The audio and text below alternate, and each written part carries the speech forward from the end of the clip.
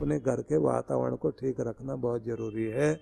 इसलिए लोग शनिवार वाले दिन घर के जाले साफ करने से लेकर अपने घर में जो पोछा लगवाते हैं उसमें भी थोड़ा नमक डाल लेते हैं, जिससे घर के अंदर साफ सफाई हो, स्वच्छता आए, बैक्टीरिया, विषाणु, कीटाणु ये सब दूर हो जाए, पवित्रता बने और लक्ष्मी माता का प्रवेश हो।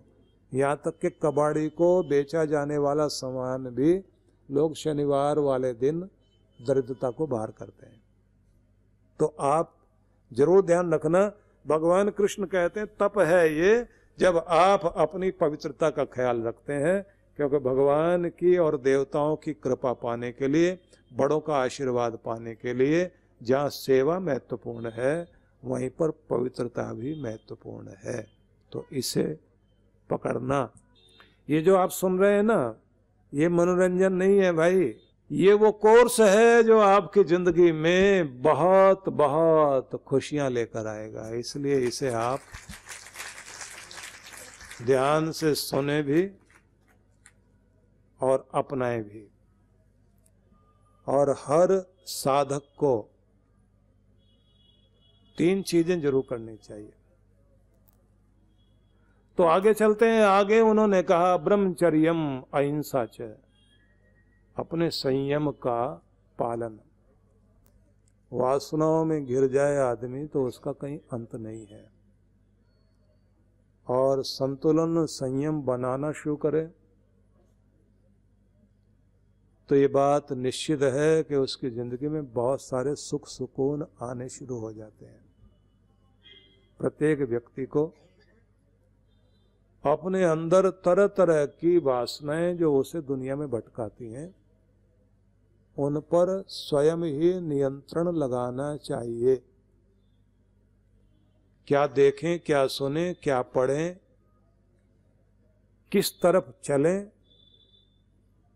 इसे अगर आप समझना चाहते हैं तो नेपोलियन की वो बात याद करना, जब वो पढ़ रहा था और उसकी माँ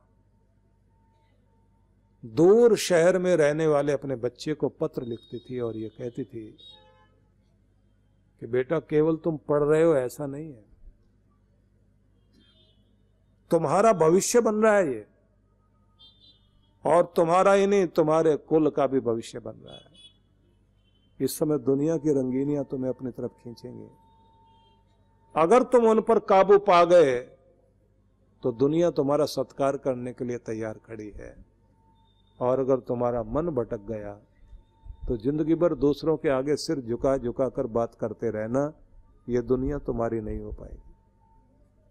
ये बात सबके लिए है कि हर आदमी को हर जगह बहुत तरह के आकर्षण होते हैं। उन आकर्षणों के पार अगर आप जा पाते हैं, अपने आप को संभाल पाते हैं, तो ये बात अद्भुत है। फिर आप जिंदगी भर के लिए आकर्षण का केंद्र बन जाते हैं। नहीं तो दुनिया इग्नोर करेगी आपको, क्योंकि आपने अपनी सफलता को इग्नोर किया, और अपनी सफलता को इग्नोर करने के साथ साथ आप बेकार की चीजों में उलझ गए। प्रत्येक व्यक्ति की जिंदगी को कीमती बनाने में संयम का बहुत बड़ा महत्व है। चीजें तो आकर्षण वाली सामने आएंगी, आप कितना अपने आप को संभाल पाते हैं। कबीर का एक भजन है जिसमें उन्होंने एक बड़ा अजीब तरह का शब्द प्रयोग किया कि ये दुनिया के जितने भी आकर्षण है ये सब माया है, और जितने भी आकर्षण है उनको उन्होंने ठगनी शब्द से संबोधित किया कि ठगनी क्या नैना झमकावे, तेरे हाथ कबीरा ना आवे। बड़ा अजीब तरह का शब्द प्रयोग किया उन्होंने। और इसका मतलब यह है कि जब भी आपको कोई भटकाने वाली चीज आपके सामने हो तो कबीर के भजन की ये 2 पंक्तियां अपने मन मन में जरूर बोल लेना कि ठगनी क्या नैना झमकावे, तेरे हाथ कबीर ना आवे। मैं तेरे चक्कर में नहीं आने वाला। वेदों में भी एक मंत्र है इस, वहां क्या कहा गया, परोपे ही मनस पाप किम शस्तानि संससी, मेरे मन में उठने वाले पाप दूर हट, क्यों मुझे गिराने की कोशिश कर रहा है, मैं तुझसे गिरने वाला नहीं हूं। गृहेषु गोषु में मन, मेरा मन अपनी दुनिया अपना घर निर्माण करने में है, मेरा मन सफलता की ऊंचाइयों को छूने के लिए है, इसलिए मैं भटकने वाला नहीं हूं। कृष्ण भगवान कहते हैं ये जो मन का संयम है ये बहुत बड़ा तप है और हर आदमी को ये सीखना चाहिए। जब आप इसको सीखते हैं इसका अपना आनंद है। इसलिए एक प्रयोग और होता है कि आप जहां बैठे हैं थोड़ा थोड़ा अपने आप को चेक करके देख लिया करें। किसी के भड़काने से आप भड़कते तो नहीं, गुस्सा दिलाने से गुस्से में तो नहीं आते, किसी के कुछ कहने से आप पर कोई असर तो नहीं पड़ता।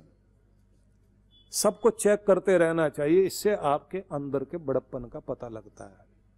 कृष्ण भगवान ने कहा हर आदमी को तपस्वी होना चाहिए, यह शरीर का तप है। और इसी संबंध में उन्होंने एक शब्द और कहा है, अहिंसा च, और अहिंसा का पालन करना। मुझे ध्यान आता है उंगलीमाल डाकू था ना, बुद्ध के कारण उस व्यक्ति ने अपनी जिंदगी बदल ली और ऐसा बदल गया कि उसके बाद जिसको राजा की फौज नहीं पकड़ पाई थी और जिसका डर बड़ा भारी था वो पूरा बदल गया। महात्मा बुद्ध के सब शिष्य भिक्षा मांगने जाते थे, तो एक दिन भिक्षुक, नाम था अहिंसक, भीख मांगने गया।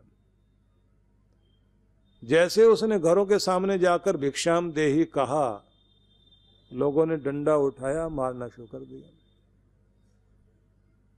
जिधर जाए भिक्षाम देही कहे, उधर के ही मोहल्ले वाले डंडा लेकर आए और मारना शुरू करें। किसी ने महात्मा बुद्ध को सूचना दी, वो भागते हुए आए, डंडा चलाने वालों के बीच में आ गए, एक दो डंडे उनको भी लग गए। सब लोगों को उन्होंने कहा क्यों मार रहे हो? बोले आप जानते नहीं, ये उंगलीमाल डाकू है। बुद्ध बोले था, है नहीं। अगर होता तो तुम तो इसके नाम से, तुम ही तो क्या राजा तक थर्राता था, तुम्हारा गांव खाली हो जाता अगर ये पता लग जाता इस गांव में उंगलीमाल आ गया। जो ये था उसको भूल जाओ, जो आज ये है तुम्हारे डंडे सहने के बाद भी सिर झुका के खड़ा है, इसको आदर देना सीख जाओ। क्योंकि आज इसका शरीर तो उंगलीमाल वाला है, लेकिन इसकी आत्मा बदल गई है, और जिसकी आत्मा बदल जाए उसका सत्कार किया जाता है। क्योंकि हिंसक अहिंसक हो गया, बड़ी भारी तपस्या होती है। किसी भी जिंदगी में वो क्षण आ जाए, अपनों के भी ताने सह जाए, परायों के भी, अपना लक्ष्य फिर भी पूरा करता चला जाए और कभी कठोर ना बने। ऐसी जो अहिंसा जीवन में आ जाती है, ये साधारण चीज नहीं है। भगवान महावीर स्वामी ने अहिंसा को परम धर्म कहा है। हम लोग अपने वाणी से, व्यवहार से, सब जगह से किसी न किसी रूप से हिंसा कर रहे होते हैं, लेकिन जब आप ये दुख देने का रास्ता छोड़ देते हैं, आपकी जिंदगी में बहुत बड़ी चीजें घटित होती हैं। ध्यान रख लीजिए, वाणी के द्वारा चोट पहुंचाई जाए या कर्म के द्वारा, ये एक तरह से दूसरे को चोट देते हुए हम लोग उसकी आत्मा पर और दिल पर भी प्रभाव छोड़ते हैं। और हमारे द्वारा किया गया कोई भी कर्म वो हमारे सामने आता जरूर है। इसलिए इतना तो जरूर सोच लें। बहुत आसान है किसी को रुला देना, किसी के चेहरे पर मुस्कुराहट ला सकते हो, इससे बड़ा गुण कोई नहीं है। लेकिन आंसुओं का हिसाब भगवान के दरबार में जरूर होता है। अगर आपने किसी को रुलाया है तो किस्मत में आंसू तो आपके भी लिखे गए। कोई भी आपके मातहत है, रुलाने की चेष्टा मत करो। घरों के अंदर ये बात बहुत चलती है, किसी की बहू रुला रही है और किसी की सास, किसी का ससुर। जिसका दांव चल जाए वो अपना काम करता ही है। और जब ये चीजें खड़ी होती हैं, मैं तो एक बात कहा करता हूं कि आपके घर में आपकी बहू,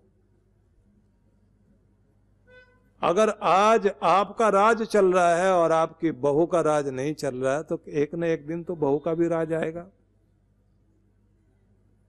तो अपने बेटे का साथ देने के लिए बहू के खिलाफ मत हो जाओ, बल्कि बहू का साथ देते देते अगर बेटे के भी खिलाफ जाना पड़े तो आप बहू को अपना बना लीजिए, तो बेटा तो आपका पहले से ही आपका है। तो भविष्य तो सुधर जाएगा ना, बुढ़ापा तो ठीक हो जाएगा, नहीं तो गिन गिन के बदला लेगी। कृष्ण भगवान ने अगला जो संदेश दिया वो बड़ा अद्भुत है। उसमें उन्होंने मौन को भी महत्व दिया कि हर एक व्यक्ति को मौन भी रखना चाहिए। देखिए, कहीं ना कहीं चुप लगा जाए, बहुत अच्छी बात है। अगर आपसे हो सके ना, थोड़ी देर के लिए, आधा घंटा के लिए ही सही, जब तक आप अपना ध्यान पाठ पूजा कुछ करते हैं, तो अपना मौन रखने का भी नियम बना लीजिए। और मौन रखने का मतलब ये नहीं कि जब उसके बाद मौन खोले तो सारी कसर पूरी कर दें। उसका मतलब ये होना चाहिए कि आप सारा दिन में नपा तुला ही बोलेंगे, फालतू नहीं। आपके ग्रंथों में एक मौन तप की बड़ी महिमा कही गई कि हर एक आदमी को अपनी शक्ति और अपने अंतःकरण को मजबूत बनाए रखने के लिए मौन जरूर रखना चाहिए।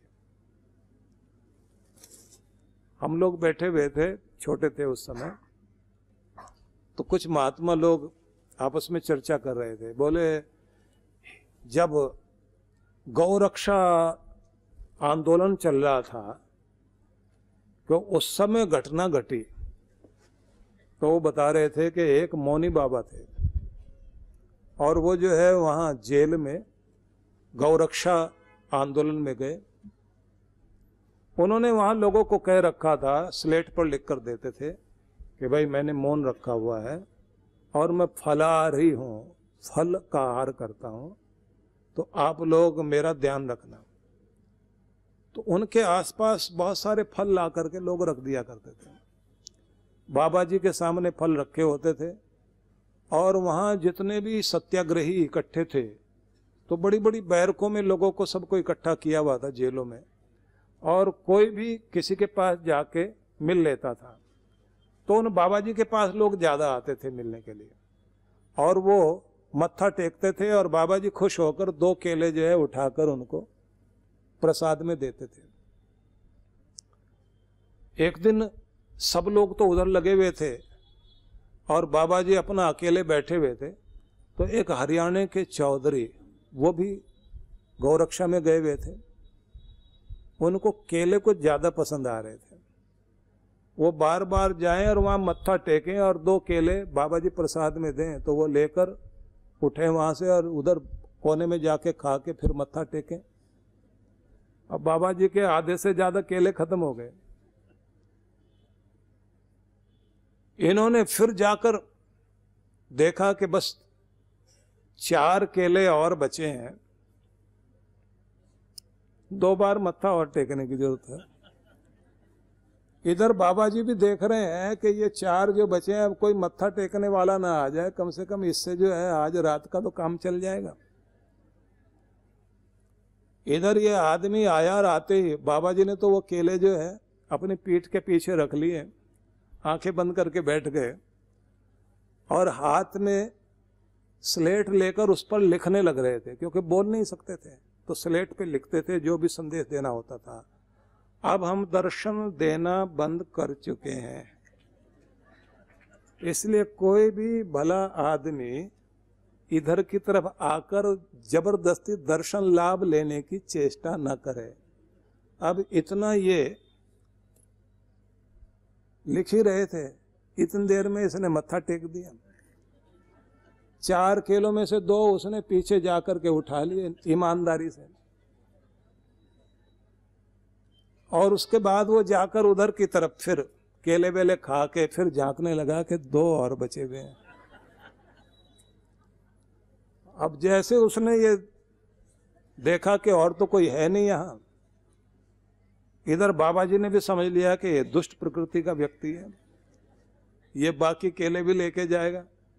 उन्होंने अपनी जल्दी जल्दी कपड़े से स्लेट साफ की, उस पर लिखा मोटा मोटा, ये व्यक्ति दुष्ट प्रकृति का लग रहा है, इसकी दृष्टि हमारे केलों पर है, कोई भाई आए और इससे हमको बचाए।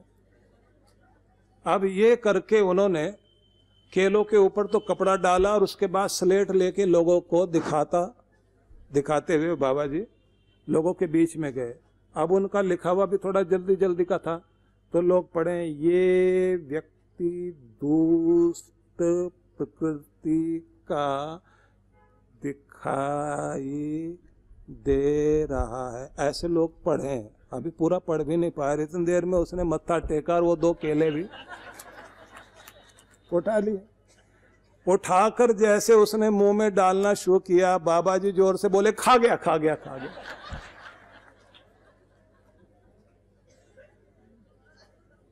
और निकल गया सारा मौन।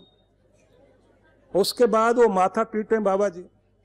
लोगों ने पूछा, केले ही तो खाए हैं। बोले, 12 साल का मौन तोड़वा दिया दुष्ट ने। हमने इतना कभी कुछ भी परिस्थिति आई हो, हमने अपना मौन नहीं खोला, केलों के नाम पर ही कर दिया इसने कल्याण।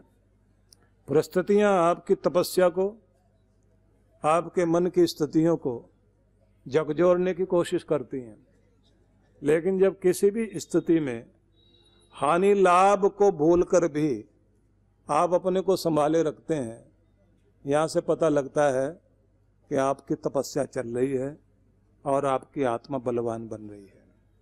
अगले प्रकरण में कल प्रवेश करेंगे। यहाँ तक की चर्चा के साथ ही आज की चर्चा को विश्राम की तरफ ले चलते हैं।